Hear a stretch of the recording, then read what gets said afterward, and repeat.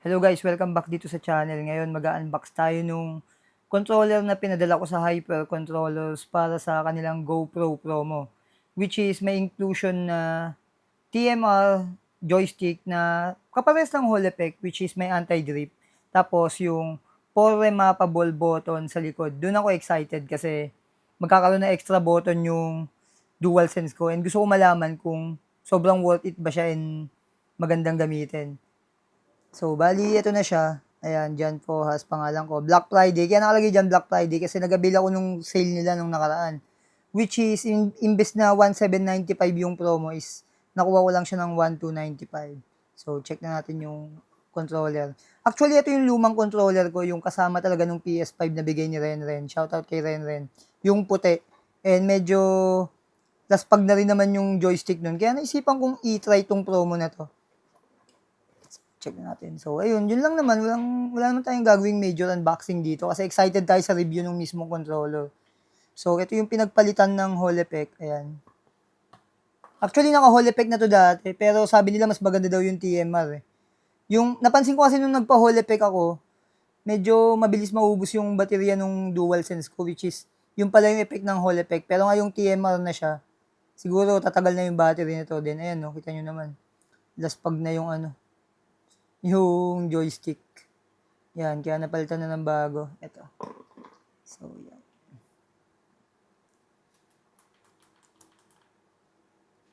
Tapos pinagawa ko rin kasi yung trigger nito, itong R2, kasi lumuwag na yung spring niya. Kaya, ayun. So, ito yung pinaka-exciting part. Ito. Itong 4 remappable button. Gusto ko malaman kung gaano siya ka-responsive. Tsaka gaano siya makakatulong sa akin sa paglalaro.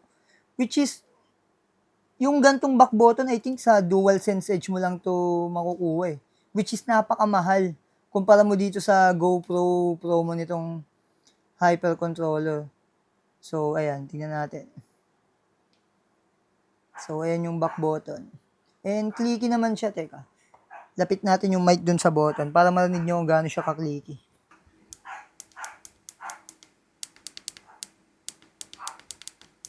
So, ganyan siya ka-clicky. And masarap naman siya pindutin so far. So, okay naman yung buttons niya. Ganda yung click niya. Hindi naman siya parang loose. Sakto lang. Para talaga siyang button. Siguro ang ilalagay ko sa likod is dito sa baba, L3, R3. Kasi hate na hate ko yung L3, R3, lalo na yung mga games na may L3, R3 na sprint. Siguro ililipat ko siya dito. Then ito, baka triangle, circle.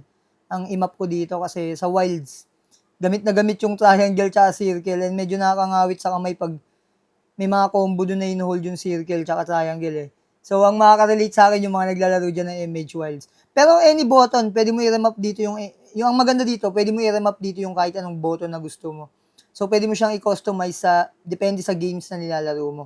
And yung process ng pagre-remap nila is di naman ganun kahirap. Di ko na ipapakita yung process kasi pag nagpagawa naman kayo sa Hyper Controller, sesenda naman nila kayo ng video kung paano i-remap yung button. So, punta na tayo ngayon sa review. Yan, testingin natin siya sa mga games na nilalaro namin, which is tong MH Wilds. Hindi ko pa matitesting dito yung L3 kasi hindi L3 yung takbo nito eh. Siguro wait ko matapos yung installment ng Ghost of Tsushima, which is dun kasi L3 yung takbo eh. Ang titestingin ko dito is yung back button. Isa kasi sa main purpose ng back button ko dito is yung weapon sa MH Wilds is karamihan ginagamitan ng charge triangle circle. Kaya ang ginawa ko, niremap ko dito yung triangle tsaka circle. So, dapat pag pinindot ko yun ng sabay, gagawin niya na yung combo na ginagawa ng triangle circle, which is testingin natin. Ito. So, yan yung default na combo. Tingnan natin kung gagamitin ko back button. Yun, pwede, di ba? So, medyo hindi ko na kailangan bitawan yung hilalay ko. Pindutin ko lang yung likod. Although ang comment ko lang is parang medyo awkward lang yata yung pagkakalagay nila ng parte. Kasi dun sa mga nakita ko sa page nila, medyo mataas yung button. Parang ganun yung nakita ko. Parang ito, medyo mababa. Kaya pag grip ko, ayan o. So medyo may exercise yung ano ko dito, ring finger, sa pagpindot nung ano, nung triangle circle. Kasi expect ko medyo dito siya eh. Dito tatama, ayan, dyan. Dito sa part na to. Kasi bala ko ito pa rin yung pang-press ko eh, yung middle finger. Pero hindi ko lang in-expect na ganun siya kababa. So medyo mahirap medyo, ano, hindi ganun kakomportable pag ano. Although doable, ayun. Nakakombo naman ako, triangle circle, ayun.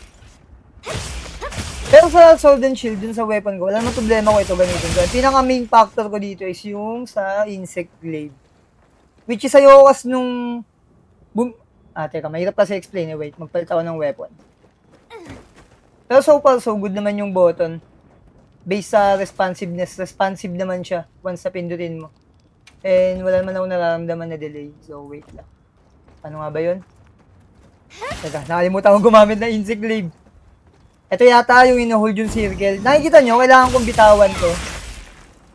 So kung mag-hold ako, hindi ko maitututok to. Hindi ko maitututok yung cursor nung ano. Which is pag nasa likod na yung circle ko, makakapag-hold na ako. At the same time, maitututok ko na siya. So sobrang dali na mag-Insect Glaive nito. Without removing my thumb on the stick. So, pwede na lang akong mag-charge ng ganyan. Although, medyo nakalimutan ko pa yung paggamit ng insect eh. Aalala ko siguro to. Sige, alalahanin natin. Paano nga ba magbato ng ng insect? Teka. Triangle pala, sorry. Triangle pala yung yung pagbato ng insect. So, dapat pala itong left button yung pampindot ko. So, ayan. Pwede na ako magbato ng insect na hindi naalis yung yung thumb ko sa right stick, which is napaka-convenient.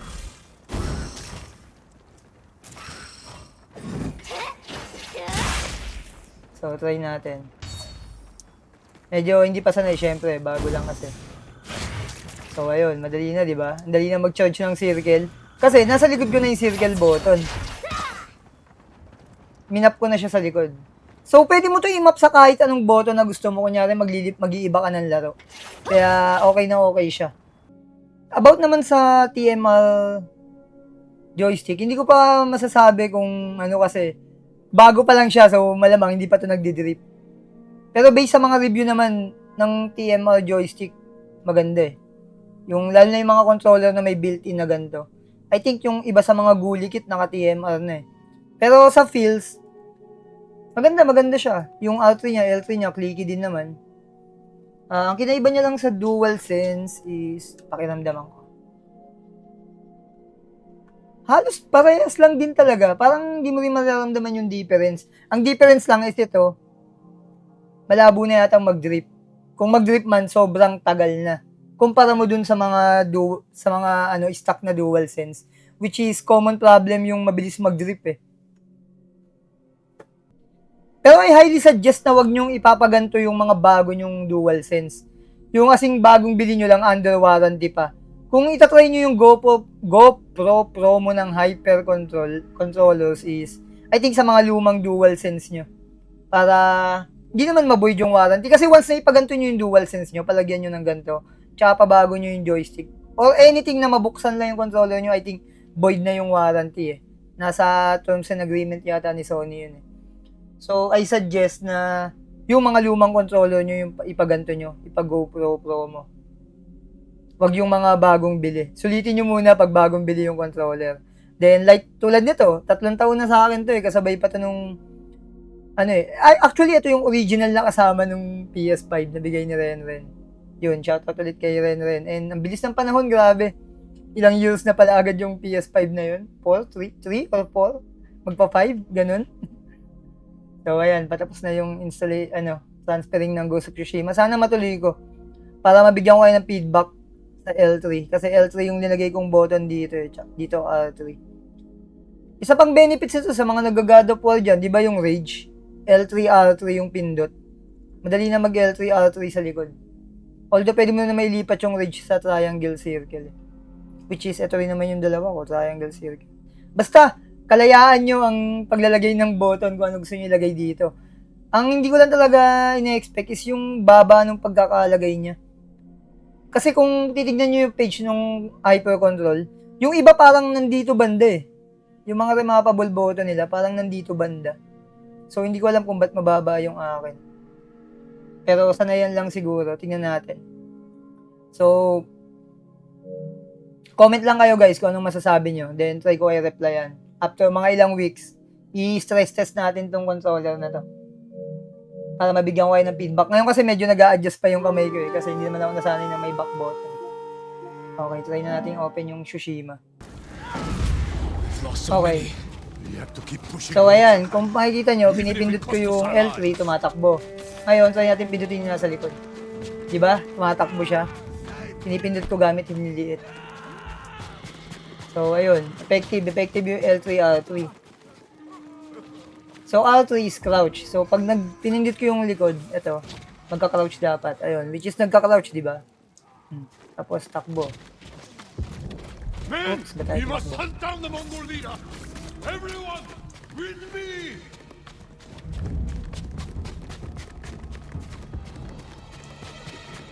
So, ayun.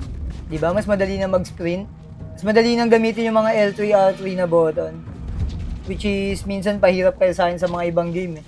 Siguro kaya hindi ko natapos tong Tsushima kasi ayoko talaga ng mga L3 tsaka R3 na buttons. Ngayon, may option na akong i-remap sila dito sa likod. So, yun lang na may review ko dito sa controller na to. And kung may tanong kayo, comment nyo lang sa comment section. Then, about naman sa mga interesado magpagawa, ilalagay ko yung link ng page nila sa FB dito. Kayo na lang ang kumontak.